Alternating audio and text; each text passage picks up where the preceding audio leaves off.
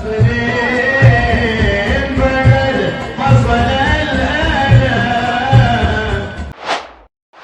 saya ke Habib Rizik diundang untuk menjadi saksi. Kami tegas 2024 satu komando Imam Besar Al Habib Rizik Syihab, saudara. Siap satu komando, siap satu komando, siap satu komando. Takbir. Saya berpesan agar nanti ketika memilih para pemimpin, calon presiden dan wakil presiden kita, dicek betul rekam jejaknya, dicek betul rekam jejaknya.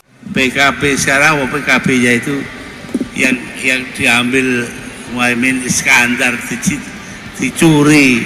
Gus Dur kan tidak melihat. Dari mana dia bisa berkeyakinan? Kok orang nggak ngelihat berkeyakinan? Gus Dur itu buta mata juga buta hati. Kita harus menentukan pilihan, menentukan sikap, saudara. Dan untuk itu saya ikut apa kata Imam, saudara. Kami 2024 satu komando Imam Besar Al Habib Muhammad Rizik bin Husain bin Syihab. Takbir. Dan kita harus jawab ini. Kita harus mampu menjawab apa yang dulu diragukan oleh Gus Dur. Organisasi bajingan. Tulis saja bajingan. Saya dengar Kiai Maman dari PKB Majalengka atau Jawa Barat atau DPP itu masuk rumah sakit gara-gara itu. Saya ke Kang Maman. Kang Maman, Anda pernah punya pengalaman dengan FPI?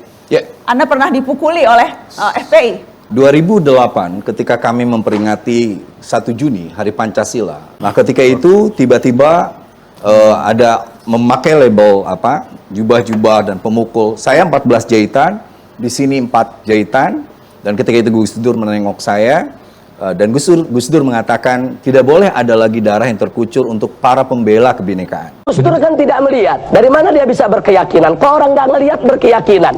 Gus Dur itu buta mata juga buta hati. Habib Rizik niku nate kempal kali kula diundang podo-podo kali Rahmawati teng Hotel Indonesia Jakarta. Waktu DE Habib Rizik ngadeg teng mikrofon mungel. Yang terhormat Gus Dur yang selalu menyebut saya teroris lokal. Iku lho ya untung lah kula bengok sampean iling. Dan saya ngatain Gus Dur itu antek Yahudi. Gus Dur itu antek Yahudi. Gus Dur bagi kami ini dewa, Gus Dur bagi kami wali, Gus Dur bagi kami inspirasi. Jangan pertaruhkan negeri ini kepada orang-orang yang tidak memiliki perhatian kepada kita semua. Bicaranya enak, mulutnya manis. Bicaranya enak, mulutnya manis. Jangan dipilih orang-orang yang menggunakan agama untuk kepentingan politiknya. Jangan. Itu omongan buzzer. Itu omongan buzzer. Kita masih ingat kita punya sejarah yang tidak baik atas politik penggunaan agama dalam politik. Kita punya sejarah tidak baik.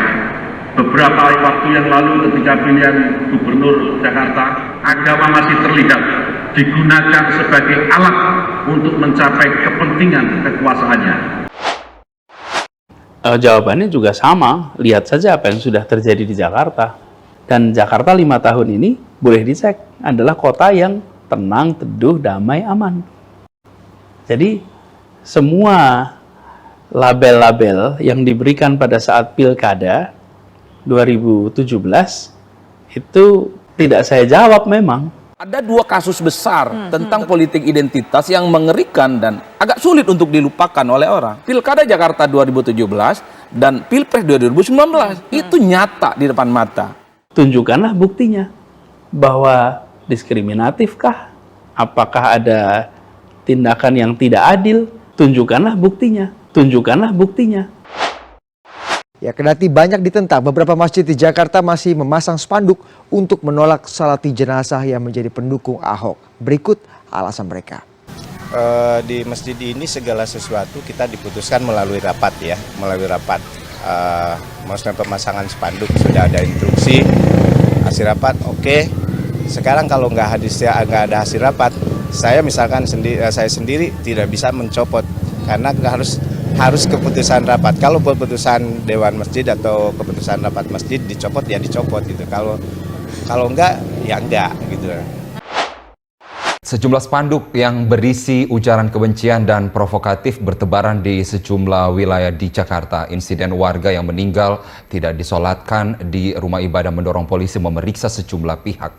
Polda Metro Jaya telah memeriksa Ketua RT 5 dan Ketua RW 2 Kelurahan Pondok Pinang, Kebayoran Lama, Jakarta Selatan terkait pemasangan spanduk bernada provokatif di wilayahnya. Kini seluruh spanduk tersebut telah diturunkan berpotensi memicu gesekan jelang putaran kedua Pilkada DKI Jakarta. Polisi juga telah meminta masukan Kementerian Agama dan Majelis Ulama Indonesia atau MUI atas pemasangan spanduk tersebut. Sebelumnya salah satu warga Pondok Pinang diduga dipaksa menandatangani surat pernyataan akan memilih salah satu calon gubernur DKI Jakarta jika anggota keluarganya ingin disolatkan jenazahnya oleh pengurus masjid. Kalau dulu saya tidak bisa jawab, Bang. Kalau dulu saya tidak bisa jawab, Bang. Ya, diulang lagi sekarang. Ya, diulang lagi sekarang. Polemik Menak Yakut melawan PKB dinilai titik kulminasi, sangat merugikan Caimin. Friksi yang memicu tensi panas terjadi antara Menteri Agama Yakut Khalil Qaumas alias Gus Yakut dengan elit Partai Kebangkitan Bangsa atau PKB. Gus Yakut mengaku tak mau menarik ucapannya meski bakal disiplinkan PKB. Rencana PKB yang mau mendisiplinkan atau memanggil Gus Yakut karena omongan beberapa hari lalu soal memilih pemimpin tak boleh asal-asalan. Gus Yakut juga ajak masyarakat pilih pemimpin dari rekam jejaknya, sehingga tak hanya pandai bicara dan bermulut manis. Dia menyinggung jangan pilih pemimpin yang pakai agama untuk kepentingan politik.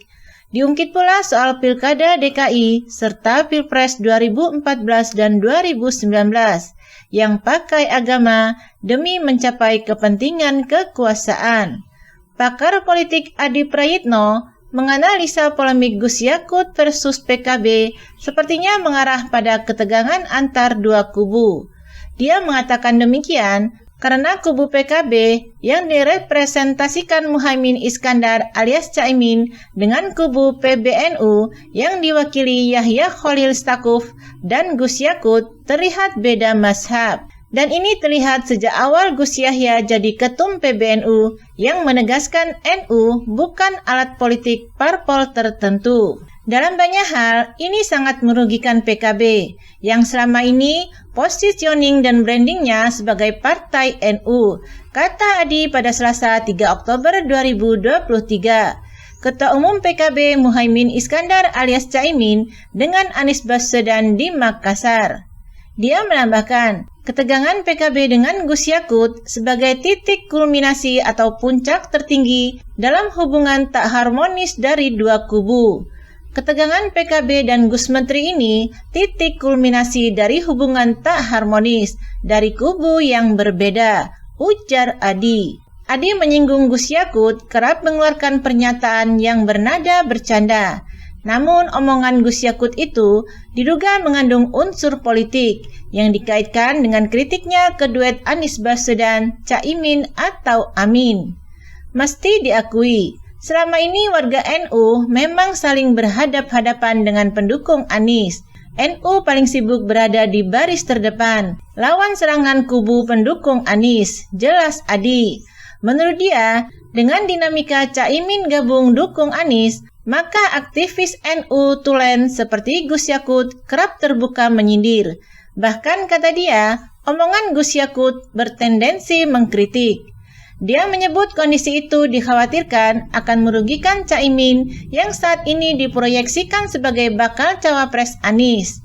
Ia memprediksi Ketua Umum PBNU Gus Yahya dan Gus Yakut tak akan mendukung Anies di 2024. Pasti sangat merugikan Caimin. Minimal kubu Gus Yahya dan Gus Menteri tak ke Amin. Apalagi secara struktural yang legitimasi NU-nya kuat, ya kubu Gus Menteri, ujar Adi.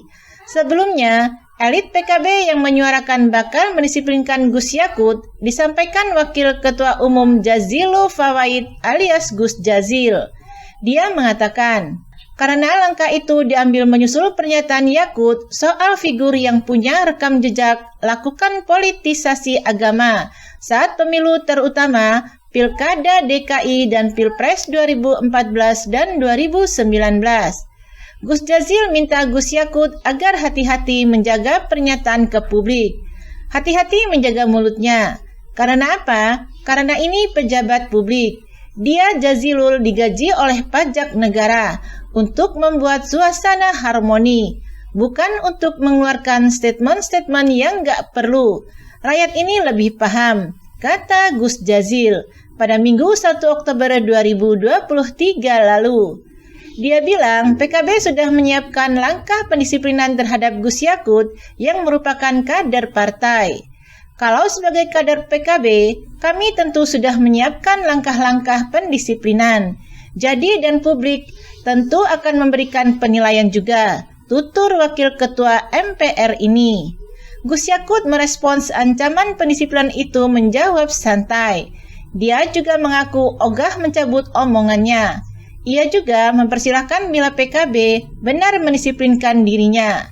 Saya sangat hormat sama beliau, tapi untuk satu hal itu, untuk mencabut omongan saya yang menyarankan kepada publik agar melihat track record calon pemimpin, agar jangan hanya terpesona dengan janji-janji dengan mulut manis. Mencabut pernyataan itu, saya nggak mau, ujar Yakut pada wartawan di Kompleks Parlemen Senayan, Jakarta Pusat pada Senin 2 Oktober 2023.